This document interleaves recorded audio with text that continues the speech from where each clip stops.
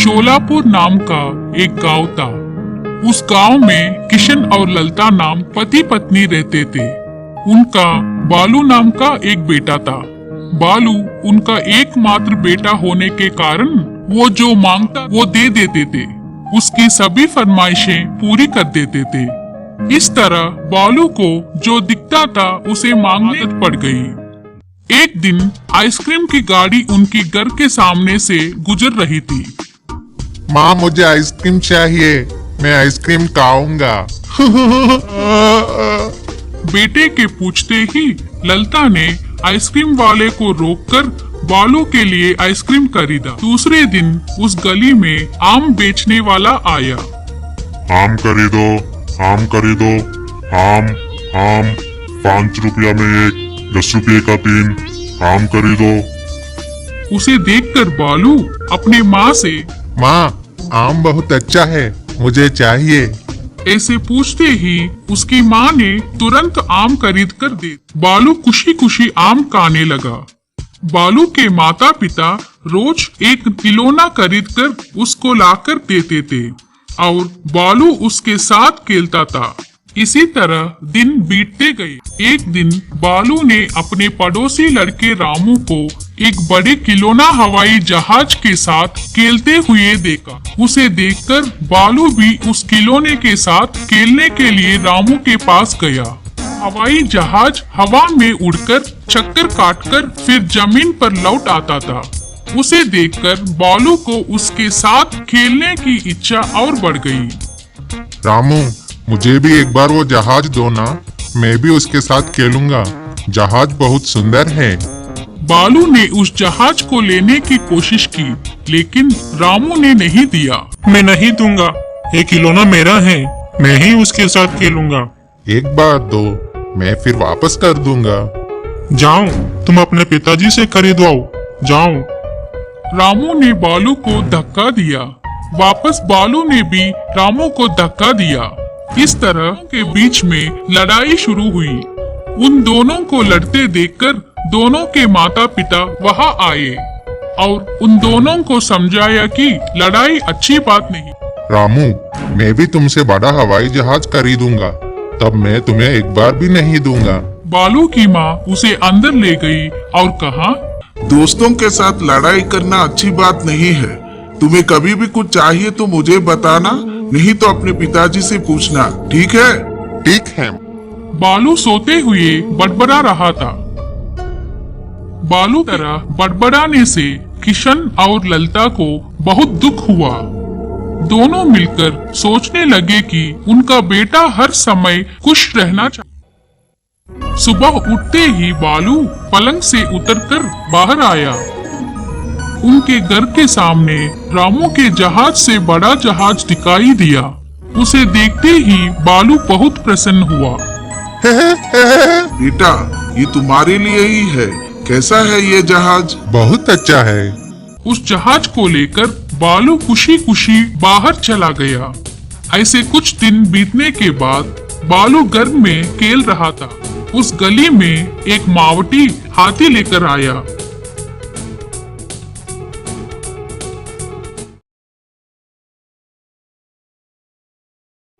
उस हाथी को देखकर बालू चकित हुआ। बाप रे, ये हाथी कितना सुंदर है, कितने बड़ा है। एक बार उस हाथी पर सवारी करने का मन कर रहा है। बालू के इस सोच को समझकर उसकी माँ ने, बेटा, तुम्हें हाथी पर सवार होने का मन है? हाँ हाँ। देखो भैया, मेरे बेटे को एक बार हाथी पर चढ़ाओ। हाथी पर चढ़ने के लिए थोड़े पैसे देने होंगे। आप जितना कहेंगे उतना पैसा मैं ला कर दूंगी। बालू की माँ ने अंदर जाकर लाकर उस मावटी को दिया। मावटी ने बालू को उठाकर उस हाथी पर बैठाया और कुछ देर इधर आया और वापस घर ले आया। मैं नहीं उतरूंगा, एकदम नहीं उतरूंगा। वैसे नहीं कहते बेटा, नीचे उतरो, उसे वापस जाना है। मैं नहीं उतरूंगा। बालू हाथी से नीचे नहीं उतरा और रोने लगा। मावटी किसी तरह उसे समझा बुझाकर चला गया। माँ, मुझे हाथी चाहिए, किसी भी तरह मुझे हाथी चाहिए। नहीं बेटा, वो हाथी हमारा नहीं है। मुझे कुछ नहीं मालूम, मुझे हाथी चाहिए, मुझे हाथी ला कर दे। तुम्हें जितने चाहिए उतने खिलौने लाकर दूंगी। चुप हो जाओ बेटा, और मिठाई फल भी लाकर दूंगी। मुझे कुछ नहीं चाहिए, कुछ भी नहीं चाहिए, मुझे वह हाथी ही चाहिए, लाकर दो। बालू की माँ को समझ में नहीं आया कि अपने बेटे को किस तरह समझाऊं। उसे समझाने की कोशिश करती रही। वो हाथी हमारे घर नहीं आएगा बेटा, वो हाथी मावटी का है, वो हमें नहीं देगा। उसे उसने पैसे देकर खरीदा है। खरीदने की बात सुनते ही उसे एक उपाय सूझा। मुझे भी हाथी खरीद कर दो। ये कौन सी बात हुई बेटा, हाथी को खरीदना है? उतने बड़े हाथी को हम कैसे खरीदेंगे? उसके खाने का इंतजाम हम कैसे कर सकते हैं? वो हमारी बस की बात नहीं है। माँ के ऐसे कहने पर बालू चुप हो गया और अंदर चला गया। दूसरे दिन बालू को पता चला कि उनके बगल वाले गांव रतनपुर में एक सर्कस का आयोजन किया गया है। सर्कस जाने से हम वहाँ बहुत सारे हाथी, शेर और चीता देख सकते हैं। वहाँ कैसे जा सकते हैं मुझे नहीं मालूम। घर में बताने से उसके माता पिता उसे नहीं भेजेंगे और उसने जाने की ठान ली थी। इसलिए बालू अकेले ही रतनपुर के लिए चल पड़ा। उसे बहुत दूर चलना पड़ा। थोड़ी दूर जाने के बाद बालू थक गया। उसे बहुत प्यास लगने लगी।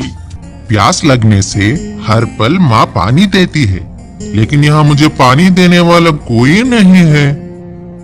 फिर भी सर्कस जाने की चाह से वो फिर चल पड़ा।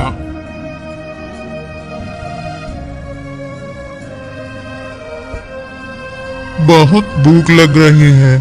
खाने के लिए मेरे पास कुछ भी नहीं है, पैसे भी मेरे पास नहीं है। घर में मुझे माँ जो चाहिए वो खिलाती थी, यहाँ माँ नहीं है। घर जाने का मन कर रहा है। कुछ दूर और जाकर हाथी देखकर वापस चला जाऊंगा। भूख और प्यास लगने पर भी हाथी, शेर और चीता देखने की इच्छा से वह सर्कस तक चला गया। वहाँ सर्कस चल रहा था। उसे देखकर बालू को बहुत खुशी हुई। भूख और प्यास भूल गया। वहाँ पे हाथी, शेर और चीता के अलावा और तरह तरह के जानवर देखकर खुशी से फूला ना समाया। सर्कस करने वालों के पास जाकर उन्हें चकित होकर देखने लगा। क्या बेटा, ऐसे क्या देख रहे हो? सर्कस बहुत अच्छा है। हाथी, शेर और चीता भी बहुत अच्छा लग रहे हैं। अच्छा है, बहुत अच्छा है। उतना पसंद आया? हाँ, क्या आप मुझे उस हाथी पर चढ़ाएंगे? सभी के उस हाथी पर चढ़ने से वो हाथी नीचे गिरा देती है, हमारे आदमी को ही चढ़ने देती है। तो फिर मैं आपके साथ आ जाऊंगा। क्या आप मुझे रोज हाथी पर चढ़ाओगे? बालू की नादानी से उस आदमी के मन में एक बुरी सोच आई। लगता है ये लड़का घर छोड़कर आ गया है। ये लड़का हमारा बहुत काम आएगा। छोटे बच्चे के सर्कस करने से बहुत कोई देखेंगे। इसे अपने साथ ही ले चलते हैं। ठीक है, तुम्हें अपने साथ लेकर जाएंगे। क्या तुम्हारे माँ पिताजी? नहीं, मैं अकेला ही हूँ, इसीलिए मैं आपके साथ आ जाऊंगा। हाथी, शेर और चीते के साथ खेलूंगा। बालू उन सर्कस वालों के साथ चला गया। न जाने बालू कहाँ चला गया। उसने जो चाहा वो लाकर दिया। वो जो खाना चाहता था उसे खिलाया। फिर भी उसे क्या चाहिए था? बेचारा कैसे है, रोज इस समय वे खाना खा लेता था। इतने में किशन घर लौटा। उन्हें देखते ही ललता रोने लगी और कहने लगी, ए जी, हमारा बेटा बालू दिखाई नहीं पड़ रहा है। क्या कह रही हो? मैं सच बोल रही हूँ, बालू अभी तक घर नहीं आया। क्या हुआ? वो बाप रे, ये क्या हो गया? अब मैं उससे कहाँ कहाँ ढूंढूं और किसे पूछूं? हम गांव में किसी और से पूछते हैं, किसी ने उसे देखा होगा। इतने में वहाँ ये आया। सुनो किशन, तुम्हारा बेटा सर्कस के पास दिखाई दिया। वो अच्छे से खेल रहा है। हाँ, मेरा बेटा दिखाई दिया? कहाँ? कब? तो तुम्हें उसके जाने की खबर नहीं है? तो अकेले कैसा गया? चलिए तुरंत बालू को लेकर आते हैं। आज से सर्कस खत्म हो गया। वो लोग चले गए होंगे। आपका बालू कहाँ होगा? बेचारा रो रहा होगा। सुनिए जी, हम चलकर अपने बेटे को ढूंढते हैं और लेकर आते हैं। बेचारा रो रहा होगा, भूख के मारे उसका हाल बुरा हो रहा होगा। दोनों मिलकर उसे खोजने निकले। बालू उन सर्कस वालों के साथ जाकर हाथी पर बैठकर बहुत खुश हो रहा था। इस तरह एक दिन बीत गया। दूसरे दिन से बालू को अपने माता पिता की याद आने लगी। उसने सर्कस के आदमी के पास जाकर, मैं अपनी माँ पिताजी के पास चला जाऊंगा, मुझे उनकी बहुत याद आ रही है। तुमने तो कहा था तुम्हारे माँ पिताजी नहीं है, तो फिर तुमने हमारे साथ क्यों आया? तुम हमारे पास रहकर सर्कस सीखो। तुम्हारे द्वारा हम पैसा कमाना चाहते हैं। तुम कैसे चले जाओगे? बालू को बहुत डर लगने लगा। अपने माता पिता के ऊपर प्यार और बढ़ गया। सर्कस के आदमी के वैसे कहने से वह रोने लगा। उसे अपने माता पिता का खिलौने खरीदना, खाना खिलाना वगैरह वगैरह याद आने लगा और रोने लगा। मुझे माँ चाहिए, मैं अपने घर चला जाऊंगा।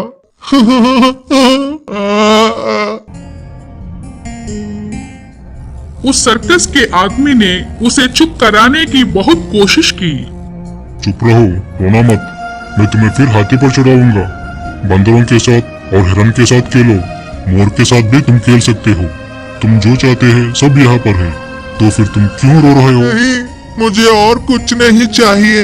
इन सब से ज्यादा मुझे माँ पिताजी चाहिए और कुछ नहीं चाहिए।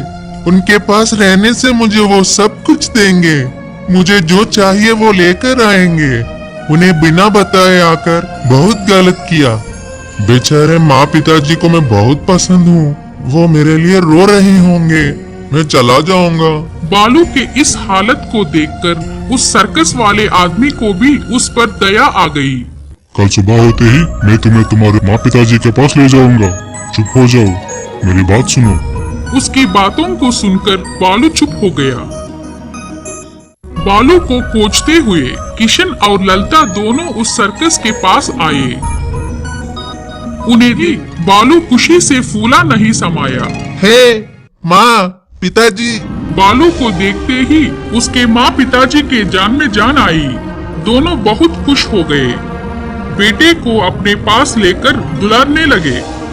बालू के अपने माता पिता से मिलने से सर्कस वाला आदमी बहुत खुश हुआ और उनसे, इस दुनिया में सबसे ज्यादा माँ पिताजी ही मुख्य है।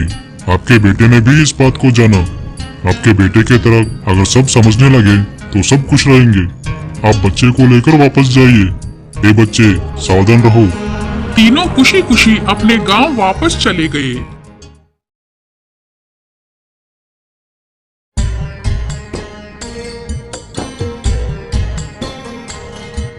रामपुर में रवि और चेतन नाम के दो बचपन के दोस्त रहते थे। रवि एक संपन्न परिवार से था। किसी चीज की कमी नहीं थी। उनका परिवार सुखी परिवार था। उसके पिताजी उस गांव के बहुत बड़े जमींदार थे। लेकिन चेतन का परिवार बहुत गरीब था। उसके पिता लकड़ी के पुतले बनाता था। उन पुतलों को बाजार में ले जाकर बेचता था। उसी कमाई पर उनका घर चलता था। उसके पिता राजीव को अपने बेटे के ऊपर बहुत आशा थी। चेतन को एक छोटी सी बहन भी थी। हमारा बेटा अगर अच्छे से पढ़ लिख कर होनहार बनता है तो हमारी पूरी परेशानियां दूर हो जाएंगी। क्या कहती हो कमला? ठीक कहते हो जी। अगर हमारा बेटा सचमुच पढ़ लिख कर होनहार बन गया तो हमारे सभी दुख दर्द दूर हो जाएंगे। ऐसा सोचकर दोनों अपने बच्चे के ऊपर आशा रखकर अपनी जिंदगी बिताने लगे। चेतन पढ़ाई लिखाई के साथ साथ घर के कामों में भी अपने माँ पिता के हाथ बटाता था। रोज अपने पिता के बनाए पुतलों को एक टोकरी में रखकर अपने सिर पर रखकर घर घर जाकर बेचता था। पुतले लो, लकड़ी के पुतले लो, सुंदर सुंदर पुतले लो, अच्छे पुतले लो। इस तरह चेतन को बचपन से ही सुख दुख की अवगत थी। उसी तरह रवि भी पढ़ाई लिखाई में बहुत होनहार था, लेकिन पैसों की उसे बहुत घमंड थी। चेतन के गरीब होने के कारण रवि को उससे दोस्ती करना पसंद नहीं था। उसकी स्टाइल हमारी स्टाइल से बहुत कम है। वो हमारी किसी भी तरह से बराबरी नहीं कर सकता। उसकी और मेरी दोस्ती का कुछ मतलब ही नहीं। हम दोनों में बहुत फर्क है, फिर भी मुझे उससे दोस्ती करना पड़ रहा है। रवि इस तरह से अपने दोस्तों के सामने उसके बारे में बोलता था। चेतन को इसके बारे में मालूम था, फिर भी इस बात को चेतन मन में नहीं लेता था। स्कूल में चेतन एक अच्छा बालक के नाम से जाना जाता था।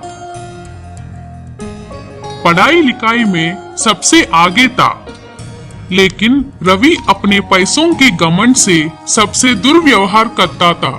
उसके चाल चलन किसी को पसंद नहीं आते थे।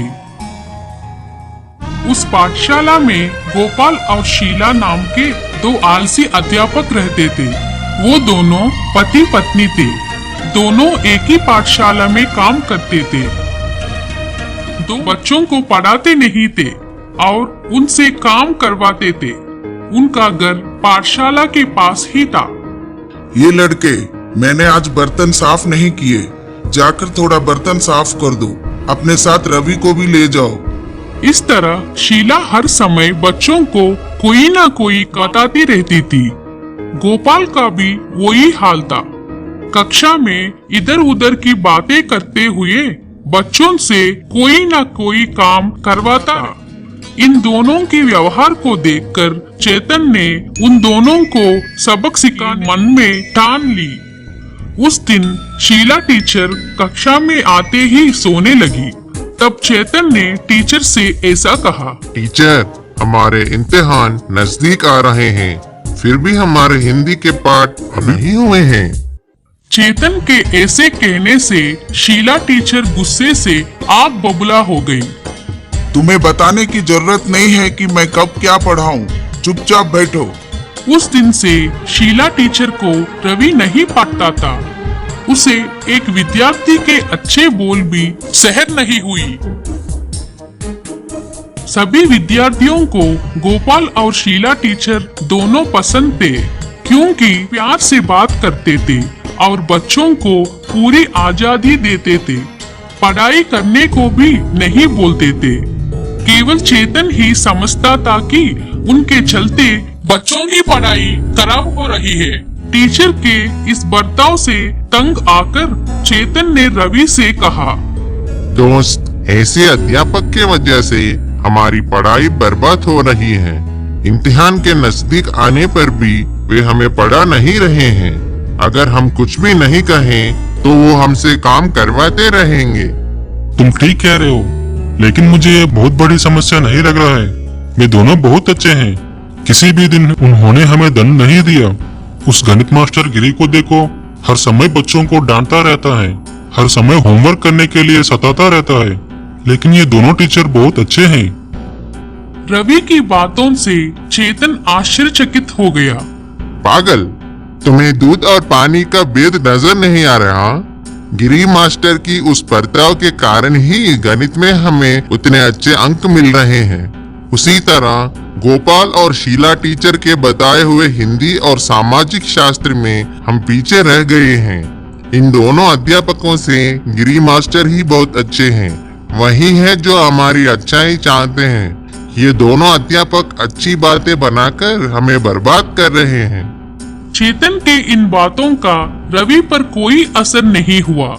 उस तरह उस कक्षा के विद्यार्थी हिंदी और सामाजिक शास्त्रों में पीछे रह गए। हर समय बातचीत में और कामों में अपना समय बर्बाद करते थे। चेतन सब समझता था, लेकिन कुछ कह नहीं पाता था, क्योंकि कोई भी उसका साथ नहीं दे रहा था। उसके दोस्तों के उसका साथ ना देने से उसको बहुत दुख हुआ। एक अच्छे इंसान को बनाने वाले एक अध्यापक ही उसके भविष्य के साथ खिलवाड़ करने से उनका क्या हाल होगा। इस उम्र में किसी भी बालक को पढ़ाई में मन नहीं लगता। जबरदस्ती पढ़ाई करते हैं। धीरे धीरे ही उनको पढ़ाई का महत्व पता चलता है। अगर अध्यापक बच्चों को गलत राह पर ले जाएं, तो भविष्य में सभी को पछताना पड़ेगा। इस समस्या का हल ढूंढना होगा, कुछ भी करके उन्हें बदलना होगा। मुझे क्या करना होगा, मैं क्या करूं? चेतन ऐसा सोचने लगा। गोपाल और शीला टीचर के हिंदी और सामाजिक शास्त्र दोनों को चेतन घर में ही पढ़ने लगा, क्योंकि इम्तिहान नजदीक आ रहे थे। पुतले लो, लकड़ी के पुतले लो, सुंदर सुंदर पुतले लो, अच्छे अच्छे पुतले लो।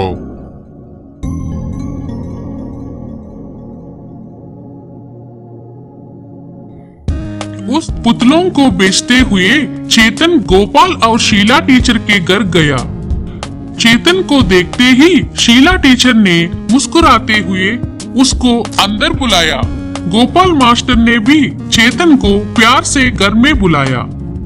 तुमने अच्छे पुतले लाए चेतन, मुझे कुछ पुतले चाहिए। ये तो बहुत अच्छे हैं। कितने सुंदर है ये पुतले, है ना? ऐसे कहते हुए पुतले को हाथ में लेकर चकित होकर देखने लगे।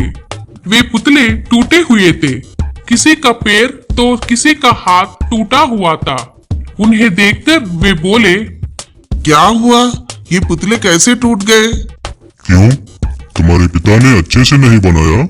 हाँ मास्टर जी, मेरे पिता ने इन पुतलियों पर ध्यान नहीं दिया, इसीलिए पुतले टेढ़े मेढ़े हो गए और टूट भी गए हैं।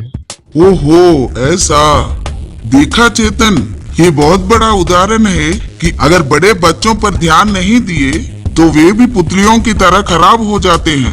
अगर एक शिल्पी ठीक तरह से काम नहीं करता या एक चित्रकार चित्र अच्छी तरह से नहीं बनाता, अगर सोनार सोना अच्छी तरह नहीं बनाता तो वो नहीं चमकता। किसी काम में भी आलसी नहीं होना चाहिए। पुतलियों को देखने से उसके पिताजी की आलसीपन नजर आता है, इसलिए पुतले ऐसे बनाए। चेतन उनकी बातों को सुनकर ऐसे कहने, आपको सब कुछ मालूम है, फिर भी आप हमारे साथ ऐसा बर्ताव कर रहे हैं मास्टर। आप भी अगर अच्छे शिल्प की तरह हमें बनाते हैं तो हम भी अच्छे शिल्प बनते ना मास्टर, नहीं तो हम इन पुतलियों की तरह ही रह जाएंगे मास्टर। चेतन के ऐसे कहने से उन दोनों के मन में हलचल हुई। उन्हें अपनी गलती का एहसास हुआ। शर्म से उनका सिर नीचे झुक गया। तुम्हारे द्वारा हमें अपनी गलती का एहसास हुआ चेतन, हमें क्षमा कर दो, आगे से ऐसी गलती नहीं होगी। हमें अपनी गलती का एहसास हो गया चेतन। विद्यार्थियों का भविष्य के साथ खिलवाड़ किया, उसका हमें एहसास भी नहीं हुआ। हमें क्षमा कर दो, आगे से ऐसी गलती नहीं होगी। हम अपनी जिम्मेदारी बखूबी निभाएंगे, हम जरूर न्याय करेंगे। उनके वैसे कहने से चेतन को बहुत खुशी हुई। खुशी खुशी घर गया। पुतले लो, लकड़ी के पुतले लो, सुंदर सुंदर पुतले लो, अच्छे अच्छे पुतले लो। दूसरे दिन से शीला और गोपाल मास्टर दोनों में बहुत बदलाव आया। बच्चों से काम करवाना बंद कर दिया। चेतन के अच्छे गुण और पढ़ाई के बारे में बच्चों को बताया। इस बात को सुनकर रवि के बर्ताव में भी बदलाव आया। उसने अपनी घमंड छोड़ दी। इम्तिहान के नजदीक आने के कारण शीला और गोपाल मास्टर अच्छे से पढ़ने लगे।